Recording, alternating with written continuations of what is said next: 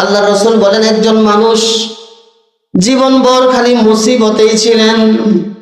ছোট ছিলেন তখনও অভাবে ছিলেন, যখন বড় হইছেন তখনও অভাব, তখনও অসুস্থতা, বিভিন্ন সময় বিভিন্ন পেরেশানি, বিভিন্ন সময় বিভিন্ন পরিস্থিতির শিকার।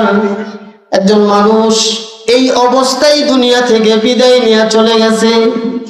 অন্য মানুষ দেখবেন তার মরার পরে বলে লোকটা ভালো মানুষ ছিল কিন্তু সারাটা জীবন কষ্ট করছে, এমন বলে কি বলে না? লোকটা নামাজি মানুষ ছিল, লোকটা দিনদার মানুষ ছিল, আমানতদার ছিল, সত্যবাদী ছিল, মুখলেস মানুষ ছিল, কিন্তু জীবনভর লোকটা বিভিন্ন মুসিবতের মধ্যে ছিল, জীবনভর বিভিন্ন কষ্টের মধ্যে ছিল, জীবনের সুখ দেখে নাই, শুধু কষ্টই করছে। এমন মানুষ দুনিয়া থেকে যায় না, কি বলেন? সারা জীবন মুসিবতের শিকার ছিলেন। আল্লাহর রাসূল বলেন হাত্তা ইয়ালকাল্লাহ, দিনদার মুত্তাকি জীবনভর কষ্ট করছেন, এরপরে যখন তার মরণ হয়ে গেছে আল্লাহর সাথে তার এমন ভাবে সাক্ষাৎ করবে ওয়ামা আলাইহি খাতিয়া, তার আমলনামার মধ্যে কোনো গুনাহ থাকবে না। সুবহানাল্লাহ বলেন। আমলনামায় কি থাকবে না বলেন? তাহলে বিপদ আপদ যখন আল্লাহ তাআলা দেন তো বিপদ দিয়ে আল্লাহ বান্দার গুনাহ মাফ করেন। জোরে সুবহানাল্লাহ বলেন।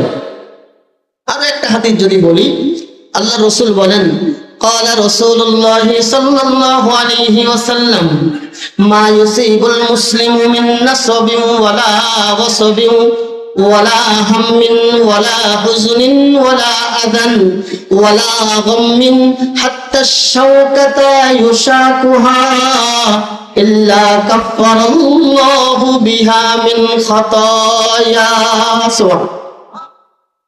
আল্লাহ রাসূল বলেন কোন মানুষ ক্লান্ত হয়ে গেছে, কাজ করতে করতে ক্লান্ত হয়ে গেছে, কোন মানুষ পেরেশানির মধ্যে আছে, কোন মানুষ বিপদের মধ্যে আছে, অসুস্থ অবস্থায় আছে, রাস্তা দিয়ে হাঁটতেছে, হঠাৎ করে একটা কাঁটা এসে তার শরীরে লাগছে, এমন হয় না বলেন? কাঁটা লাগছে, জামাটা ছিঁড়ে গেছে, একটু কাঁটা এসে শরীরের মধ্যে বিদ্ধ হয়েছে, রক্ত বের হয়েছে, একটু আঁচড় লাগছে।